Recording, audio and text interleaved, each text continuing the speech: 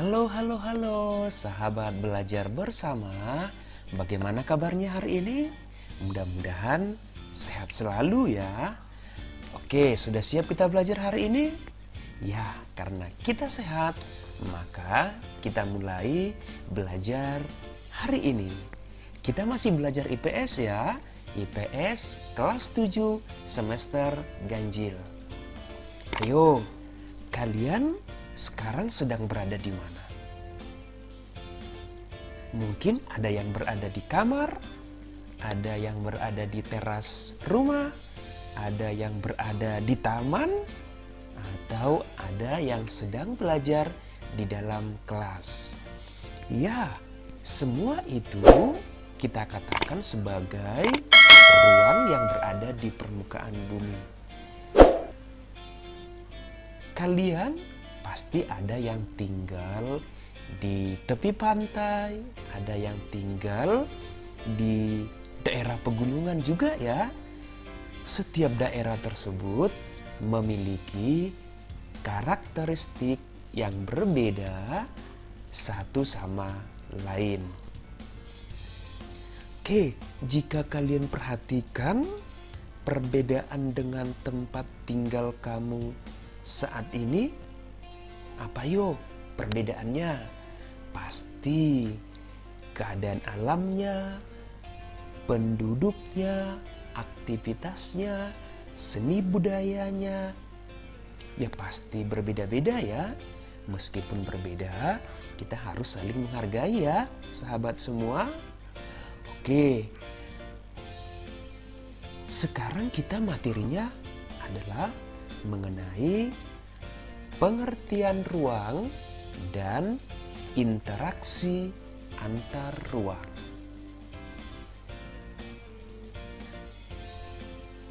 Pengertian ruang dan interaksi antar ruang tersebut, sebelum kita simpulkan, yuk kita lihat gambar-gambar berikut.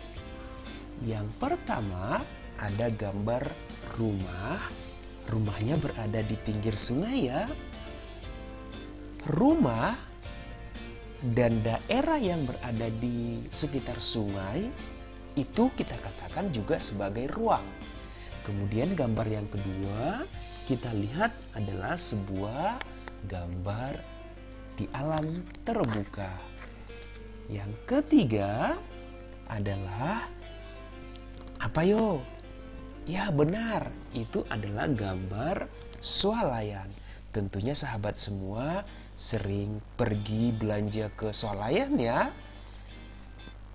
Kemudian yang keempat bisa kita lihat ada toko buku. Ayo, siapa yang sering ke toko buku?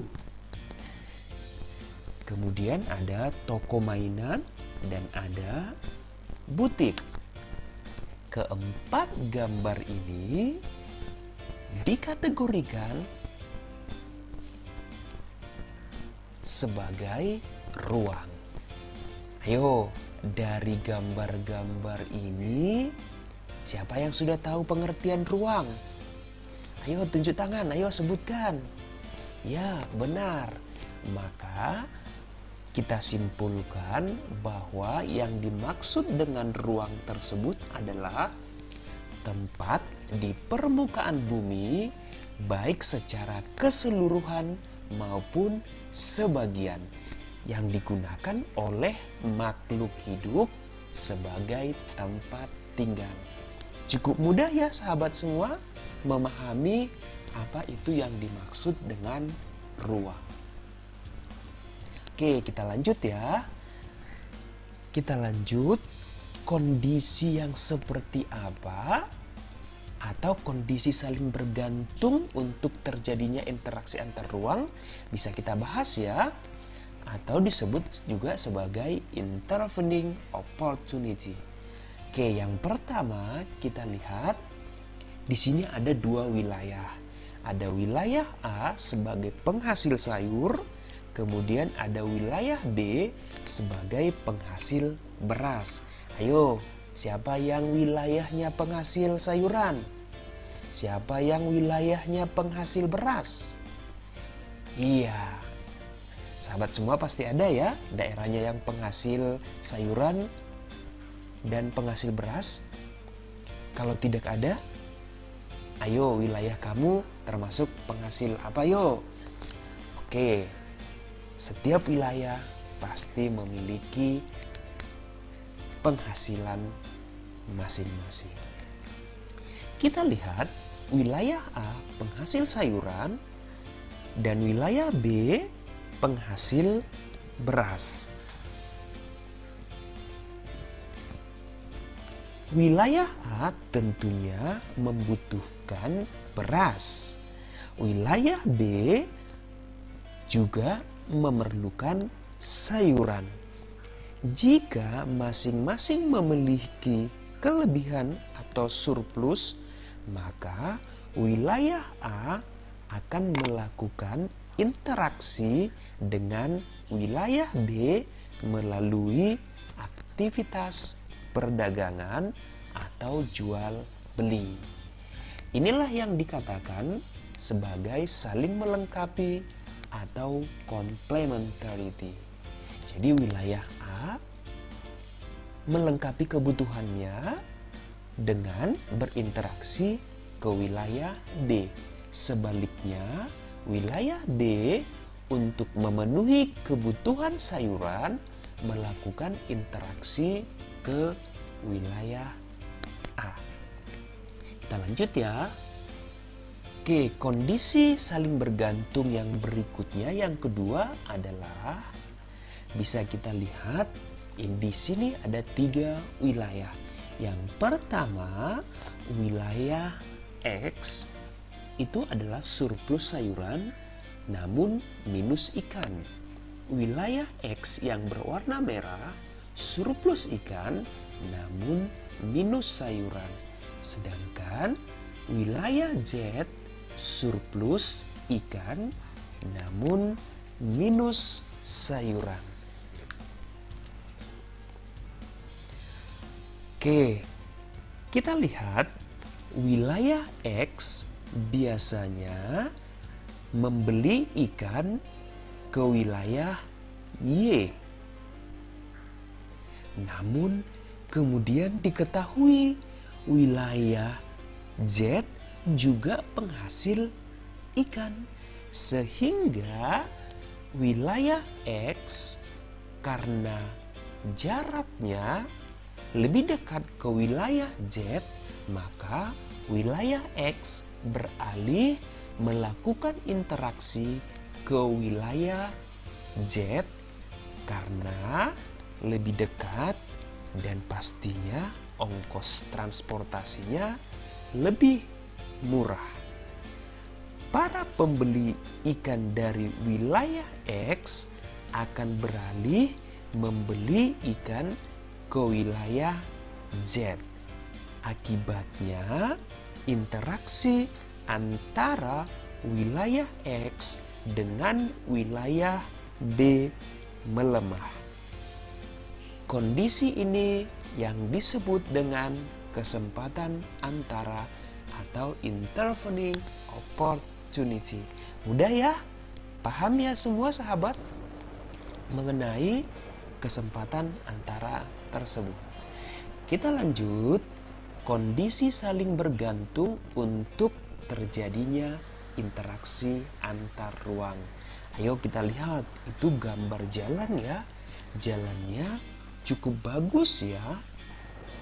Baik, pengangkutan barang atau juga orang memerlukan biaya.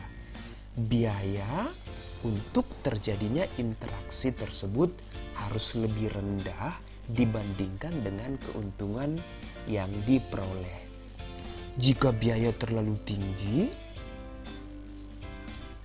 dibandingkan dengan keuntungannya, maka interaksi antar ruang sulit atau kemungkinan bisa tidak terjadi.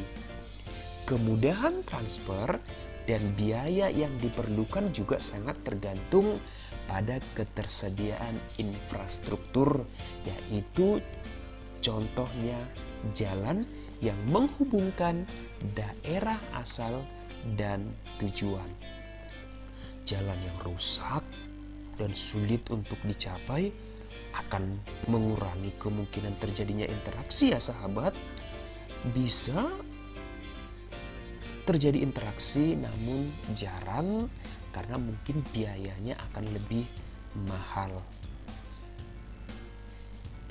Sebagai contoh, seseorang akan menjual hasil buminya ke wilayah A karena jalannya lebih bagus.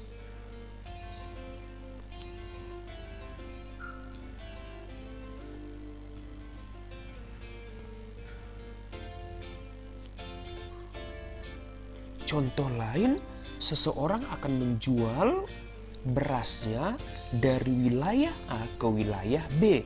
Namun jalan menuju ke wilayah B mengalami kerusakan. Mobilnya sering rusak sehingga tidak bisa dilalui. Kondisi ini mengakibatkan orang-orang yang berada dari wilayah A tidak menjual lagi ke wilayah B. Jadi kemudahan transfer juga bisa mempengaruhi terjadinya interaksi antar ruang. Kondisi ini yang dikatakan dengan transfer ability atau jalan mempermudah aksesibilitas antar ruang. Oke, demikian ya sahabat mengenai kondisi saling bergantung yang diperlukan untuk terjadinya interaksi keruangan tersebut. Cukup mudah ya memahaminya. Oke, sampai di sini materi kita mengenai ruang dan interaksi antar ruangan.